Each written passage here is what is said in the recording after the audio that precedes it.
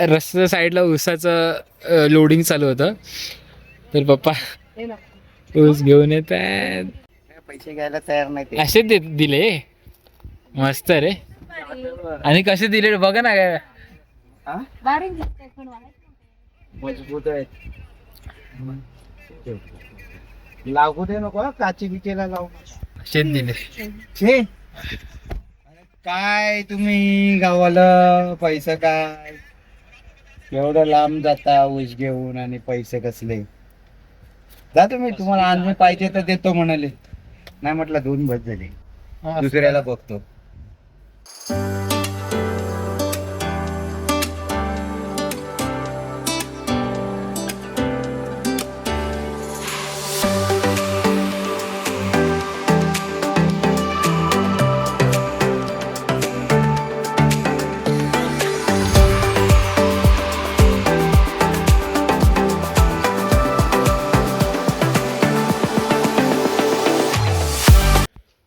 तर फायनली आपण पोहोचलोय अष्टविनायक यात्रेच्या शेवटच्या टप्प्यात, पालीला बल्लाळेश्वर मंदिर.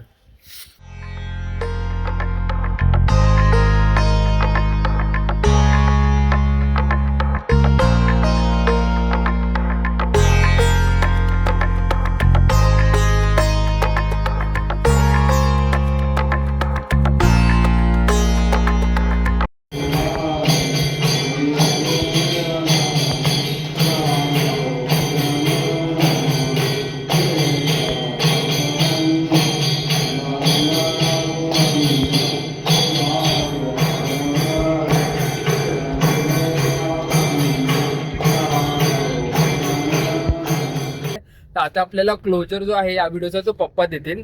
तर आता पप्पांकडे तो व्हिडिओ फोन जाईल. पप्पा व्हिडिओ घ्या आणि याचा क्लोजर द्या मला जरा.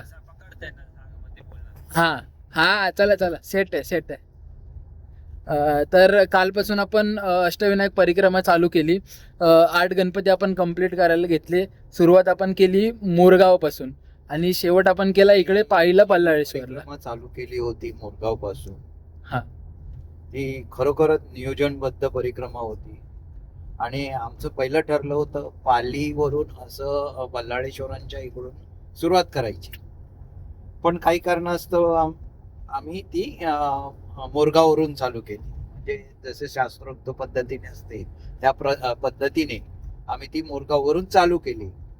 आणि खरोखरच यावेळी सांगायचं एक विशेष म्हणजे जशी आमची इच्छा होती आणि आम्हाला जसं दर्शन पाहिजे होतं तसं गणपती रायाने दिलेलं आहे.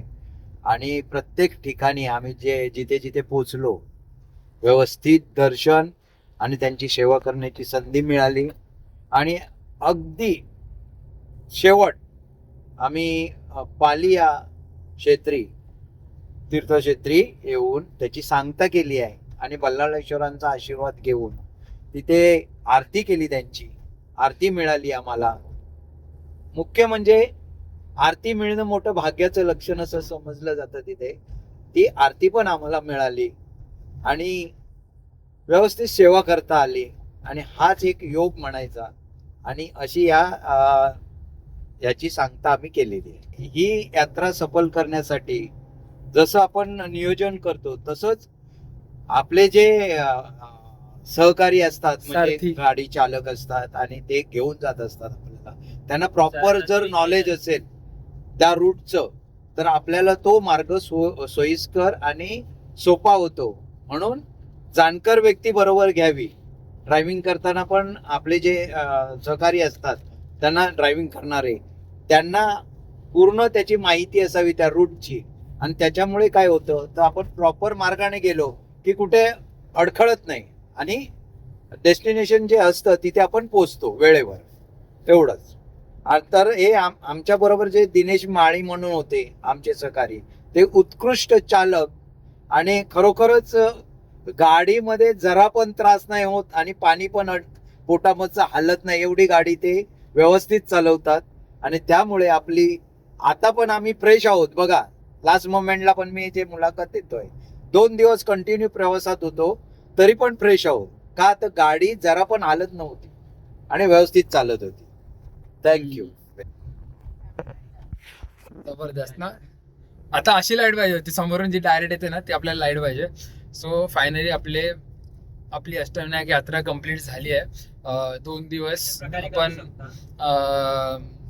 एन्जॉय केले, मस्त मजा आली, थोडासा फ्रेश पण झालो. खूप शिकायला म्हणजे हे भेटलं की आपण बघा तुम्हाला बोललेलो की रस्त्याला येता जाता आपल्याला ते प्लांटेशन आणि दिसत होतं, टेक्निक दिसत होतं, ते आपण बघत होतो.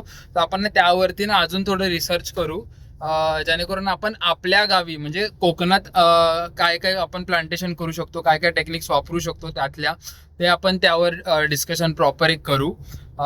तर हा व्हिडिओ आपण इकडेच एंड करूया. परत भेटू एका नवीन व्हिडिओमध्ये. अष्टविनायक यात्रा ही 2 किंवा 3 म्हणजे अशा मल्टिपल पार्ट्समध्ये येईल. मे बी एकच पूर्ण लॉंग व्हिडिओ येणार नाही, कारण का तो मोठा होईल त्यामुळे.